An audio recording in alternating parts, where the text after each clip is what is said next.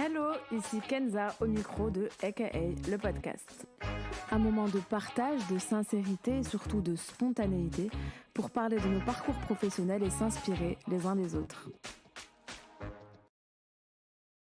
Hello, bienvenue dans cette nouvelle vidéo. Aujourd'hui, je reçois une invitée spéciale comme à chaque épisode. Mon homonyme, elle est hypnothérapeute, elle s'appelle Kenza El-Hbabi, bienvenue. Merci beaucoup, Kenza. Je suis trop contente de te recevoir aujourd'hui. On va parler de ton parcours académique, de ton parcours pro, de tes projets, de tes ambitions. Je suis sûre que tu vas inspirer plus d'une personne. Pour Avec t'écouter, plaisir. évidemment, on va jouer à AKA le jeu. Est-ce que tu peux te présenter, d'où tu viens, qui tu es, où tu vas? Avec plaisir. Merci déjà de me recevoir.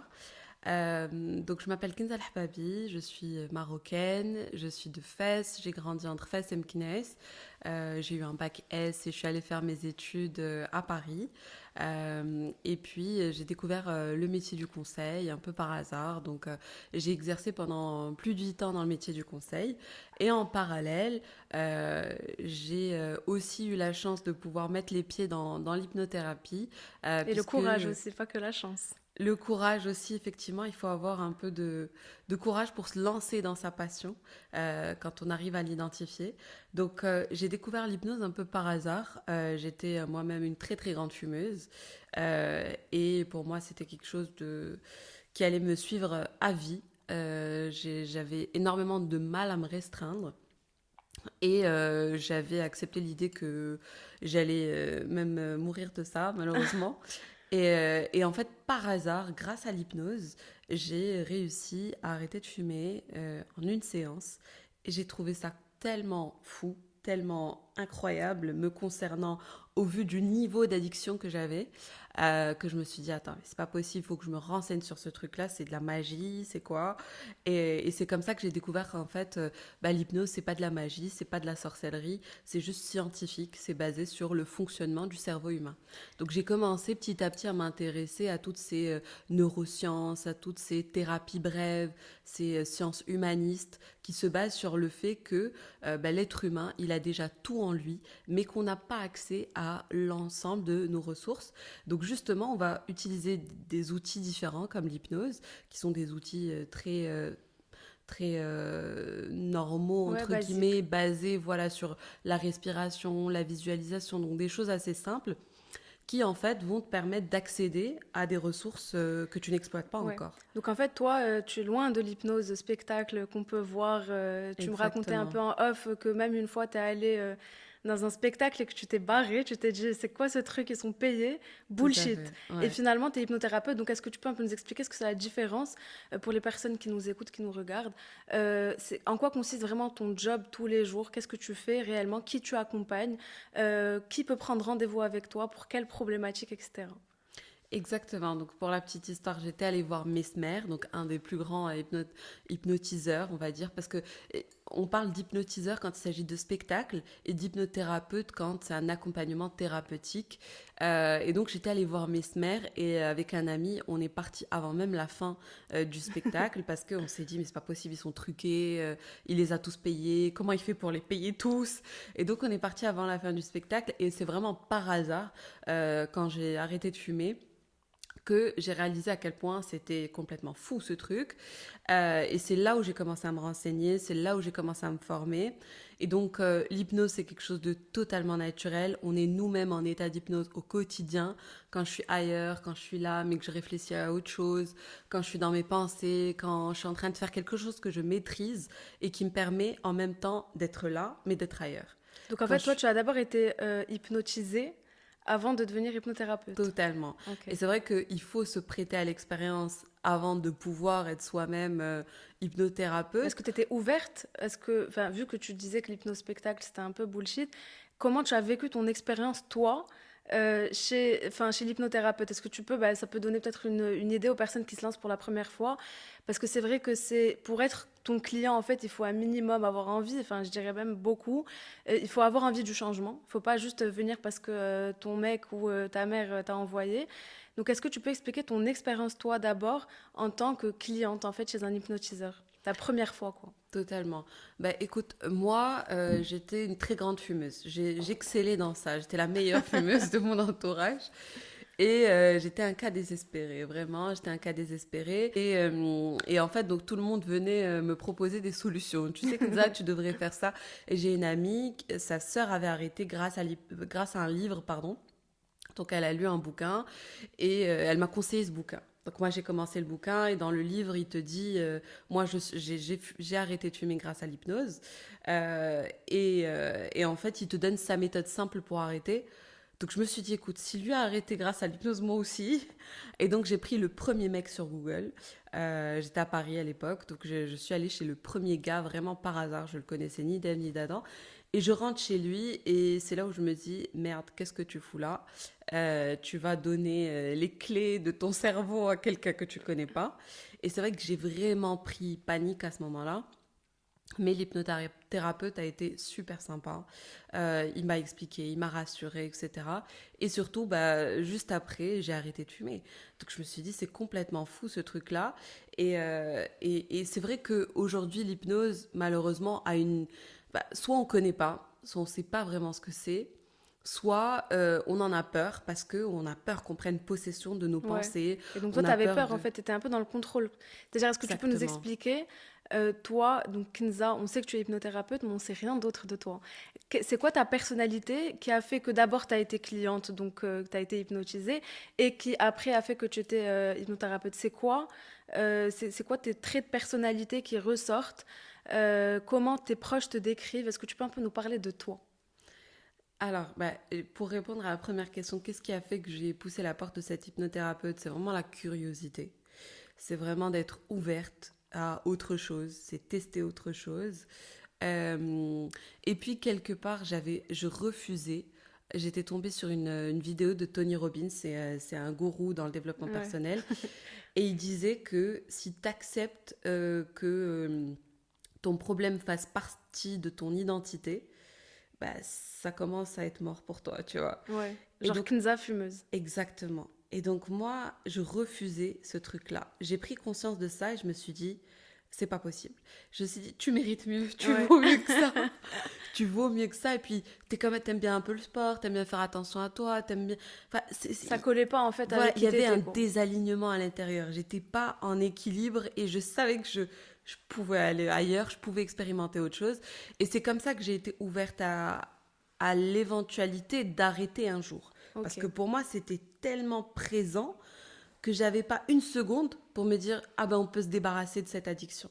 Je fumais tellement que Ça faisait partie de ta personnalité, en fait. voilà, ça faisait Ouais. partie de ma personnalité. Donc, j'étais ouverte à l'arrêt, mais j'y croyais pas du tout. Donc, je croyais pas du tout en l'hypnose et je croyais en rien d'autre. Et c'est vraiment par hasard, juste pour tenter, on est capable aujourd'hui de tester des expériences, des drogues, voilà, des choses pas saines.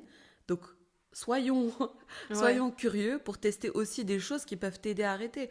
Moi, aujourd'hui, j'ai des gens qui m'appellent, qui me disent, tu sais, on m'a parlé aussi du laser, tu sais, on m'a parlé de Valérie, de Christelle, de Fetiha, qui peut m'aider à arrêter. Et je leur dis, testez. Testez. Ou même on me dit, tu sais, mais moi j'ai essayé, mais ça marche pas, j'ai arrêté que un mois avec d'autres personnes ou avec d'autres techniques. Ouais. Je leur dis, c'est pas grave. C'est pas grave, tester. Et il faut plus être dans cette logique du foutu pour foutu. Prends ce qu'il y a à prendre. C'est Ton clair qu'il y a corps a... tellement de gens qui sont en mode, bah écoute, c'est bon. Voilà, c'est ça. Et puis, ça fait partie de l'addiction, en fait. On est pris par quelque chose, on est emmené par quelque chose, même si j'ai quelque part une toute petite partie de moi qui veut s'en sortir, qui veut perdre du poids, qui veut me reprendre en main, qui veut aller découvrir me lancer dans l'entrepreneuriat ou autre, bah, on a toujours des choses qui vont nous retenir vers le bas. Et donc, ce qu'il faut se dire, c'est vraiment, je dois hacker mon cerveau. Parce que mon Ouais. cerveau, j'ai la possibilité de Mais reprendre du le coup, est-ce que toi, pouvoir. tu hackes les cerveaux? Comment ça se passe? Alors, ce qu'on fait, c'est que on fait une espèce de diagnostic global à un instant T de ta vie. Et je me fie rarement aux problèmes que la personne me Ouais. présente. C'est souvent pas le vrai problème. Et donc l'idée, c'est vraiment d'aller explorer différentes directions pour voir d'où vient, quelle est l'origine du problème ou des problématiques. Et donc, une fois qu'on a mis le doigt sur ce qu'on appelle la métacroyance, c'est-à-dire la plus grosse croyance limitante, moi, par exemple, c'était je suis incapable d'arrêter de fumer. Et c'était inscrit là, comme gravé dans le marbre, quelque part dans Ouais. mon cerveau. Et quand je suis sortie de l'hypnothérapeute, ben, j'avais plus cette croyance. Elle a été remplacée par autre chose, par tu es capable, et par la possibilité d'un autre chose, une vision d'autre chose. Tu vois, la possibilité de c'est comme si on avait construit grâce à lui la version de Kenza d'aujourd'hui, tu vois, et c'est ce que Et donc, j'aide en les fait, c'est gens à toi faire. toi, tu les aides, mais c'est eux qui sont au Exactement, centre, en fait, de tout. C'est eux qui font le totalement. job et toi, tu les accompagnes, en fait. Moi, je disparais dans la séance, c'est ce que je leur dis, c'est que moi, je disparais, je me mets... D'ailleurs, je suis même dos aux Ah ouais? patients, parce que l'idée, c'est vraiment qu'ils se sentent avec lui-même, dans une bulle, euh, et c'est une toute petite voix qui va te poser Ok, des hyper questions. intéressant, je savais pas. Moi, au contraire, je pensais que tu jouais vraiment beaucoup avec, genre, le regard. En fait, c'est vraiment la voix. Et le Totalement. contenu, évidemment, L'hypnose, mais... l'hypnose, c'est effectivement, on se base beaucoup sur la voix, mais avant de rentrer en hypnose, on va d'abord discuter pendant 1 heure et demie, Oui, une parfois même 2 heures. consultation, quoi. Ouais. Voilà, c'est une consultation très globale où je vais aller faire un diagnostic à un instant T, où en fait on va aller explorer différentes directions pour voir d'où peut venir ce problème, d'où peut venir ces symptômes qui sont visibles, et on va aller creuser pour trouver bah, qu'est-ce qui n'est pas visible, qu'est-ce qui fait qu'aujourd'hui tu t'empêches d'aller là où tu as envie d'aller. Et souvent, on n'a pas conscience de ce qu'on veut faire. Donc, Ouais. je suis un outil, simplement, je suis un intermédiaire entre toi et toi, entre ce que tu es aujourd'hui et là où tu as envie d'aller. J'imagine que quand ton patient sort, en fait, de ton cabinet et que il a réussi, en fait, tu as réussi, en fait, à lui faire arrêter la cigarette, par exemple, j'imagine que c'est une gratification énorme. Énorme, totalement. Et puis je revis aussi ce qu'ils ont vécu, c'est-à-dire que moi Ouais. je suis passée par toutes ces étapes-là, je connais exactement toutes les sensations, j'ai déjà essayé d'arrêter par 1001 méthodes, et justement moi je m'attarde pas sur la méthode, en fait. Moi je suis qu'une méthode parmi tant d'autres, Ouais. et tu peux arrêter grâce à moi, tu peux arrêter dans un mois avec autre chose. L'essentiel c'est que tu essayes, l'essentiel c'est que tu sois dans cette voie. Donc c'est vraiment un échange humain, c'est une transformation, c'est de l'énergie, c'est Ouais. de l'émotion que je donne. C'est pas une C'est pas un méthode. guide, en fait. Voilà, moi Ouais. je suis qu'un outil, tu vois, que j'apporte Ouais. sur la table. Mais en réalité, je vais te partager mon expérience, je vais te partager tout un tas d'informations. Ça, c'est super important, que ce soit pour faire de l'hypnose ou autre. L'élément clé pour changer, c'est l'information. Et j'invite vraiment les gens à se former, à aller apprendre d'autres choses, à aller expérimenter, explorer d'autres choses. En fait, il faut être ouvert à ça. Ouais, bah, toi, Et c'est un peu comme ça que tu as atterri, en fait, dans ce métier-là. Et en fait, je me suis demandé comment, donc à part là on a beaucoup parlé de l'arrêt de la cigarette, parce qu'en fait c'est ton parcours, toi tu étais fumeuse et exactement. donc tu as atterri là. J'imagine que les gens qui nous écoutent vont te catégoriser maintenant comme la personne qui fait arrêter la clope aux gens, mais alors que tu fais beaucoup d'autres choses. En fait, toi, ton métier est vraiment très large. Toutes les croyances limitantes Exactement. de tes patients, tu vas les aider en fait à dépasser ça, à déconstruire. Est-ce que tu peux nous Exactement. parler un peu des patients qui viennent chez toi, des problématiques en fait que tu rencontres? Bah, tu l'as très bien dit, c'est dès lors qu'il y a une croyance limitante, dès lors qu'il y a quelque chose qui t'empêche d'aller là où tu as envie d'aller. Quand tu vois que tu es en pilote automatique, par exemple, quand tu as des comportements compulsifs, quand tu as des comportements obsessionnels, quand tu as beaucoup de regrets, quand tu es beaucoup dans le passé, quand tu réalises que tu mérites pas, que tu... Il faut que je vienne chez toi, moi. Tout ce que tu as en train de dire là depuis tout à l'heure, je Donc me c'est... reconnais. Voilà, Genre, c'est dès que obsessionnel. Non, je rigole. je sens que j'ai un potentiel, je sens que j'ai un bijou à l'intérieur de moi, mais je sais pas comment y accéder, je sais pas Je sais comment pas comment l'utiliser. l'exploiter, ouais. Et parfois même, j'ai pas conscience de ce que j'ai à l'intérieur de moi. Donc l'idée, c'est vraiment euh, de permettre à la personne de se libérer, d'aller vers autre chose, d'apprendre à rêver, d'apprendre à savoir ce que je veux, d'apprendre à même identifier mes propres compétences. Moi, j'ai des personnes qui viennent me voir en me disant, est-ce que je peux développer une nouvelle compétence? Oui, tu peux. Ouais. Donc, on aide parfois même à, à trouver sa voie. En fait, à trouver sa voie, apprendre à rêver, apprendre à savoir ce que je veux, apprendre à me libérer du passé, apprendre à me détacher de certains traumas qui font qu'aujourd'hui je revis certaines situations avec le filtre du passé. Donc c'est vraiment se libérer émotionnellement et Et c'est apprendre à vraiment croire en actif. soi. En fait, la séance avec toi, elle est active. C'est pas juste une conversation qu'on va avoir toutes les deux. Tu vas vraiment m'accompagner dans un exercice. Totalement. C'est un peu ça la différence avec, j'imagine, un psy ou... Totalement, ok. c'est un échange. J'ai un protocole qui fait que je vais aller dans différentes directions. Je pose énormément de questions et en fait, on va aller explorer différentes pistes jusqu'à ce que j'arrive à mettre le doigt sur là où les croyances, Ok. là où les problématiques. La personne parfois me les dit sans même s'en rendre compte. C'est-à-dire que la personne va apporter elle-même sur un plateau parfois Ouais. ses propres problématiques et en fait elle n'en a pas conscience. Donc moi, de par mon recul, j'arrive Et tout ta de suite, neutralité aussi. voilà exactement, Ouais. la neutralité, le recul et la méthode, on arrive à mettre le doigt sur ces croyances-là et à faire parler le corps. Parce que en fait, il y a le mental et il y a le corps et parfois le trauma peut être porté par le corps. On a cette énergie dans le corps et il faut pouvoir euh, la libérer. C'est-à-dire qu'avec ma tête, je vais te dire non, alors que mon corps va Ouais. dire oui. Tu vois, donc en fait, je fais plus parler le corps D'accord, que ok. l'esprit. Donc on fait d'abord cette première consultation et ensuite, moi, je construis sur la base de tous les éléments que tu m'auras donnés en séance, l'hypnose le plus adapté pour toi. Faut avoir envie de jouer le jeu, faut Ouais. avoir envie d'expérimenter. On n'est pas obligé d'y croire, parce que moi, la première, j'y croyais Ouais. pas du tout. Et puis, ça fait partie aussi de l'addiction, parce que je traite beaucoup les addictions. Quand on est addict, c'est comme si on était dans une secte et que on ne sait pas comment on vit le reste du monde. Ouais. On a l'impression que ce qu'on vit est la réalité. Parfois, quand on a un trauma, etc., on a l'impression que ça va nous suivre toute notre vie. Donc, parfois, on a du mal à imaginer autre chose. Et Ok. donc, moi, ce que je fais, c'est t'aider À à... construire le chemin, en fait. Exactement. Écoute, là, on a un peu appris, même beaucoup, à te connaître. Je te propose de commencer à jouer au jeu. Let's go. Donc, niveau 1.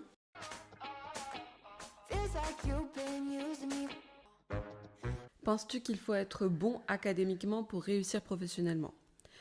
Alors non, pas nécessairement. On n'est pas obligé d'être bon académiquement parce que bah, tu peux parfaitement trouver ta passion qui n'a rien à voir avec les études et qui peut finalement t'emmener vers la voie du Ouais. succès. Après, il faut avoir le courage d'y croire, il faut avoir le bon entourage, il faut avoir un entourage qui arrive à croire en toi, qui arrive à te permettre de te révéler. Euh, et c'est surtout, voilà, on revient à cette idée d'aller explorer, d'être curieux. Et moi, j'ai Euh, une question qui est une ouais. sous-question de celle-ci. Toi, en fait, quand je reviens à ton parcours, tu étais bonne académiquement.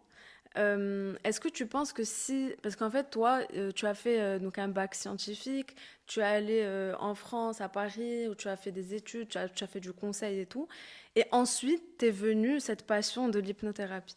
Est-ce que tu penses que si tu n'avais pas pu faire toutes les études que tu as faites, qui sont quand même prestigieuses, est-ce que tu penses que tu aurais eu le courage et tu aurais eu la possibilité de faire ce job-là? Est-ce que finalement, ça t'a pas aidé d'être bonne académiquement pour comprendre ta personnalité, pour aller à la rencontre de tes clients? Tout à l'heure, tu me parlais de la diversité des clients quand tu bossais en conseil. À chaque fois, il y avait un sujet différent, des équipes différentes, tu devais t'adapter et tout. Est-ce que tu penses pas que ça t'a quand même un peu aidé? Alors, on peut très bien être hypnothérapeute sans avoir eu un Ouais, passé de consultant, mais il est certain que chaque expérience va te mener là où tu en es aujourd'hui. Et chaque expérience va te permettre de... Enfin, il faut capitaliser sur chacune de tes expériences pour être meilleur finalement. Et moi, je suis sûre que le métier du conseil m'a énormément aidé. Le conseil, ça t'apprend à être bon dans la communication. Le conseil, ça t'apprend l'écoute. Au-delà de ma propre écoute ouais. qui fait partie de mon caractère, mais c'est vraiment être capable de cerner rapidement le besoin d'un client, même si tu ne connais absolument rien de ce qu'il est en train d'expérimenter, tu ne connais rien de son métier. Mm. Moi, j'ai pu intervenir la banque, dans l'assurance, dans l'énergie, dans le transport, dans l'éducation, et c'est des secteurs que je ne connaissais pas. Et j'arrive une direction financière, j'arrive Ouais. dans une école, j'arrive dans le milieu médical et je ne connais rien à ces métiers. Mais pourtant, ben, ce que tu apprends le conseil, c'est d'être capable de capter ton environnement très vite, d'être une éponge, de décortiquer, d'analyser absolument tout. Ça aussi, ça faisait partie de mon caractère, de nature un peu introvertie. Donc, j'analyse tout, j'observe tout, j'essaye de comprendre un peu tout. Mais voilà, je dirais que vraiment la clé, c'est d'essayer de trouver le métier qui te ressemble le plus. Et plus ça va te ressembler, Ouais. plus ça ne sera pas un métier finalement, parce que c'est l'expression de qui tu es. Et on n'est jamais aussi bon que dans ce qu'on est naturellement. Ça ne demande pas d'effort. Au contraire, plus tu vas mettre de l'effort, plus tu rentres dans une espèce d'excellence dans ce que tu fais. C'est-à-dire que tu vas aller encore plus loin. Et je sais que par exemple le conseil, moi j'ai beaucoup appris voilà, dans la communication, dans capter son environnement, donc s'adapter et puis avoir le recul sur une situation, être capable aussi d'apporter un plan d'action très précis, Ok, donc être ça t'a vraiment beaucoup aidé dans ton métier aujourd'hui. totalement, mais c'est pas parce que j'étais bonne Oui. spécialement Mais ce que je veux académiquement. dire, c'est que imagine quelqu'un qui a 17 ans, qui nous écoute, se dit waouh, j'ai trop envie d'être hypnothérapeute. Et parce qu'en fait, moi, j'ai des gens dans mon entourage, des jeunes notamment, qui par exemple ont des passions. Clairement, ils sont faits pour la danse ou clairement, ils sont faits pour la musique et ils sont bons académiquement. Et du coup, ça a créé le truc de est-ce que je vais me lancer alors que j'aurais pu, je peux faire des études, je peux aller parce que je suis bonne académiquement. Ces gens-là, tu leur conseilles quoi? Alors, ce que je conseille, c'est d'avoir une base solide. Effectivement, les études, ça te permet d'avoir cette base-là. Surtout quand j'ai pas la maturité tout de suite, à Ouais, l'instant T, hyper de important. prendre une décision, une direction. Donc, toujours garder ça comme un beau socle sur lequel tu peux t'appuyer. Et l'un n'empêche pas l'autre. Je peux avoir cette passion, mais je suis pas obligée de choisir tout de suite. Ouais. Le moment va s'imposer à toi. Transforme ta passion. Si ta passion aujourd'hui, bah, elle te fait kiffer, bah, transforme-la. Transforme aussi tes faiblesses. Parce que toi, Transforme tes t'étais faiblesses, ouais. fumeuse, par exemple. C'était un truc qui était pas fou dans ta vie. Et pourtant, tu as réussi à transformer ce truc en une force et en faire ton métier quand même. C'est dingue, c'est hyper inspirant. Alors, quel apport veux-tu avoir dans la société? Que fais-tu pour y parvenir? L'apport, bah, c'est ce que je fais déjà dans mon métier au quotidien, c'est d'aider les D'aider gens, les gens. Ouais. c'est de les écouter, c'est de leur apporter une vision nouvelle, c'est de leur apporter un second souffle, c'est de les aider à rêver, à trouver ce qu'ils veulent faire, à mettre le doigt sur ce qui va pas. C'est se libérer d'une addiction. Et dans la société au sens plus large, j'ai toujours été très attirée par le bénévolat, l'aide un peu plus globale. Et c'est quelque chose que j'ai pas encore véritablement expérimenté. Ok, Je suis en contact avec des fondations, donc génial. c'est la prochaine étape, ce serait de faire ça. Et plus tard, pourquoi pas ouvrir un centre, une fondation qui pourrait permettre d'aider des personnes addictes à se libérer d'une addiction. Toi, c'est vraiment le volet addiction qui te passionne dans ton job. Alors, parce que je trouve que quand on est dans l'addiction, on est vraiment comme dans un sable mouvant, tu vois, on est pris, même si on a envie de s'en sortir, bah, c'est hyper dur et on n'y croit pas. Et autour de nous, on nous fait peur. Donc, en fait, je suis coincée dans ce truc-là et j'ai envie de leur dire que c'est possible, tu vois, Ouais. c'est possible parce que moi, je pensais pas que c'était possible et je m'en suis sortie. Donc, j'ai envie de redonner, d'ouvrir une voie différente. Et en fait, moi, j'aborde l'addiction différemment de ce que j'ai pu voir et de ce qui existait parce que ce qui existait ne me parlait pas. Ok. Donc j'essaye de l'aborder différemment et j'essaye d'ouvrir du coup une porte différente pour les addicts et puis de façon plus large, quelque chose qui puisse aider aussi les jeunes à trouver leur voie. En fait, j'aimerais ouvrir un centre qui permette de développer ses compétences et de trouver ta propre compétence, que ce soit dans l'art, que ce soit dans toute forme d'art en fait, Mais toute moi, je forme trouve que c'est de... génial parce que, et ça doit parler à plein de monde parce que moi, juste autour de moi, je vois à quel point les gens sont perdus, même dans des jobs conventionnels, même dans des passions, hein. Il y a des gens qui ont suivi la danse, des trucs comme ça. et qui savent pas en fait en fait on a un problème de on sait pas où on va et j'ai l'impression qu'on se pose beaucoup de questions, peut-être même parfois un peu trop. Et je pense que ça pourrait vachement aider les gens d'être aiguillés, de ne serait-ce que d'avoir un Totalement. contact humain qui toi par exemple t'as manqué, ça t'a manqué d'avoir ça. Totalement. T'aurais aimé. Pendant des années, je me suis dit, ouais, c'est dommage, j'ai été mal accompagnée, etc. Mais en fait, je pense que chaque élément, chaque expérience fait partie de ton Ah ouais, parcours c'est et à un certain. moment donné va t'être utile. Que ce soit les échecs, que ce soit les trucs tes pires expériences, en fait, finalement, tu vas réussir à les transformer. Et ça s'appelle tout simplement l'expérience. Et Ouais. l'expérience, ça s'achète nulle part. Donc, tu as besoin d'avoir cette expérience-là pour créer ton propre chemin, pour créer ton propre modèle de la réussite. Parce qu'on a chacun le nôtre. Peut-être que toi, c'est de réussir, de créer une boîte incroyable. Moi, ça sera peut-être d'aider 10, 20, 30 personnes à changer de vie.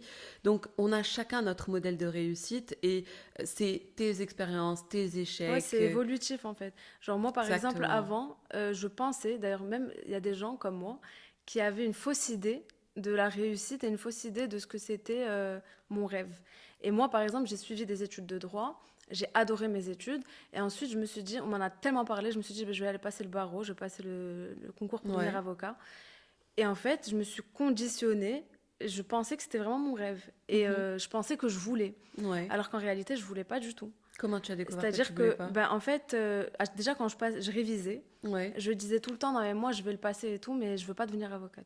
Je Ok. veux l'avoir. Tu vois, c'était un challenge. Ok.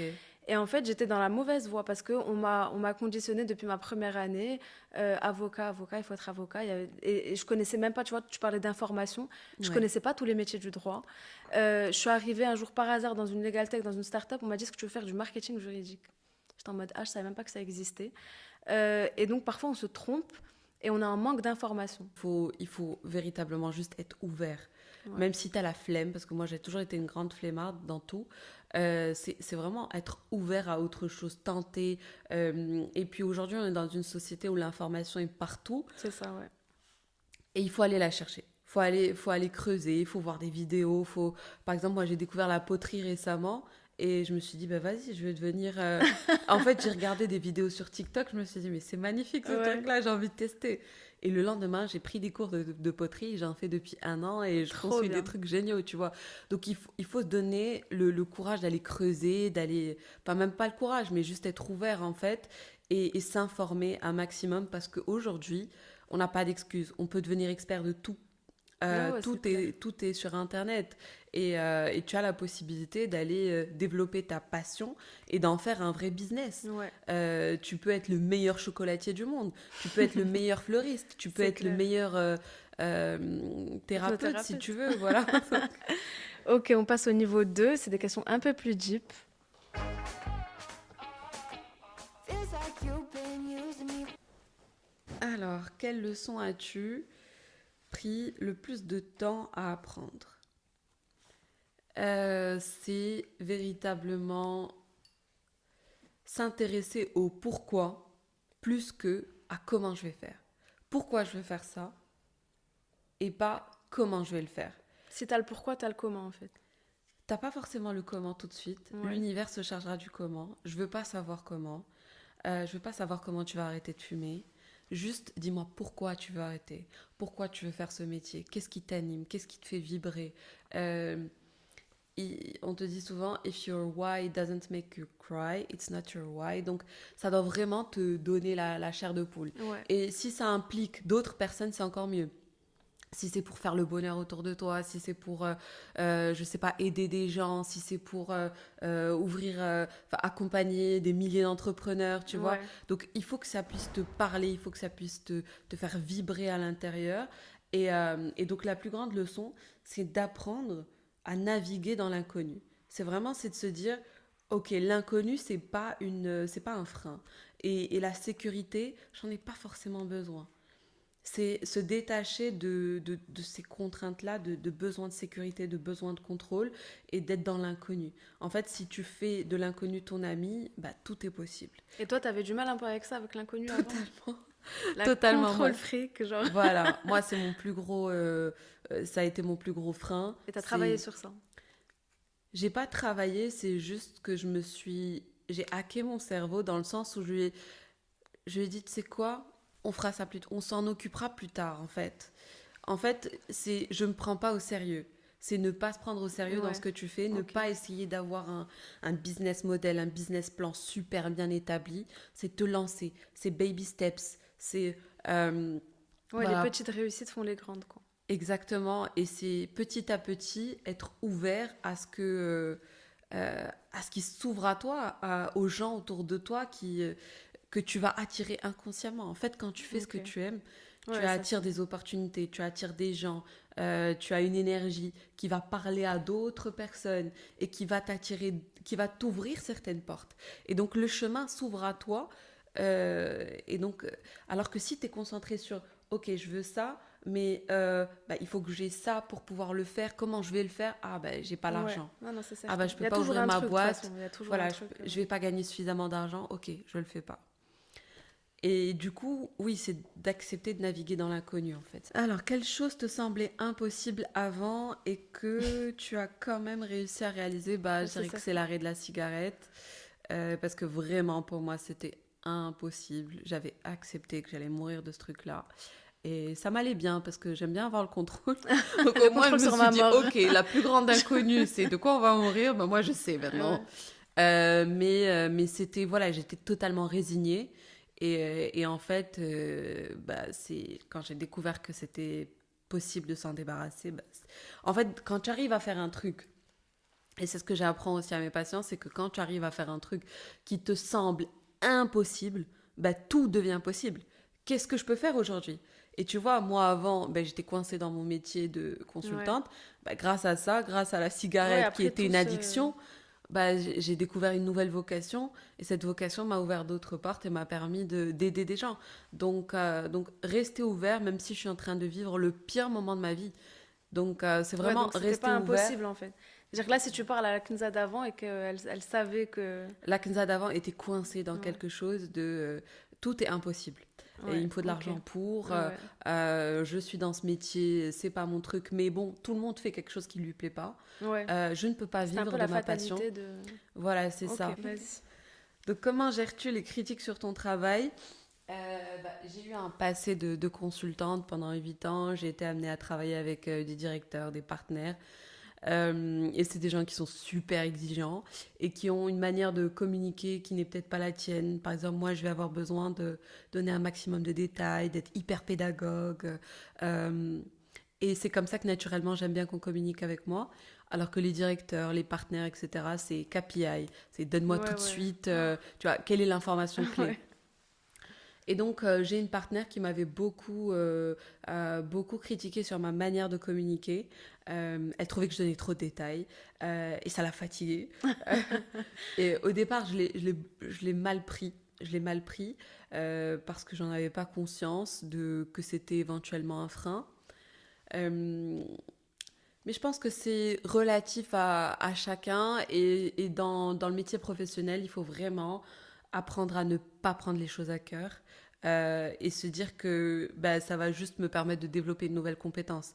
Après, bon, ça, je te le dis avec le recul. Sur Ouais, le ouais, sur le moment, coup, t'étais... sur le moment, j'étais bien dégoûtée parce que j'arrivais jamais à communiquer avec elle Et ça t'a servi efficacement. un peu pour après? Maintenant, je trouve qu'elle avait raison. Comment tu vois le truc? Si tu la Je dois revois là et être que tu honnête devais... ou... Elle avait pas raison. Elle avait pas raison. Écoute, parfois tu peux être critiqué sur ta plus grande qualité. Moi, je sais qu'aujourd'hui, ma manière de communiquer, c'est ce qui fait que je vais réussir à créer Ouais, c'est fou. une confiance avec quelqu'un. C'est ce qui fait que je vais réussir aussi à comprendre aussi les gens. Donc il faut aussi parfois faire abstraction des choses qui vont te blesser et réussir au contraire à le revendiquer. Tu vois, à se dire non, ben moi Ouais, c'est mon moi plus c'est comme grand. ça et je suis comme ça et c'est mon atout aujourd'hui. Exactement, exactement. Donc Trop réussir bien. à inverser le game quand il est Yes. contre toi. Last question. Alors, comment fais-tu pour gérer le regard des autres? Euh, bah, c'est quelque chose qui m'a jamais véritablement dérangée. T'as toujours été détachée du regard des autres toute ta vie. Ouais, j'ai toujours été détachée du regard des autres. Quand j'étais jeune, en fait, quand j'étais jeune et que je passais mes examens, mes contrôles, etc., Je manquais énormément de confiance. Et à chaque fois, je revenais, j'ai mal passé. Ouais.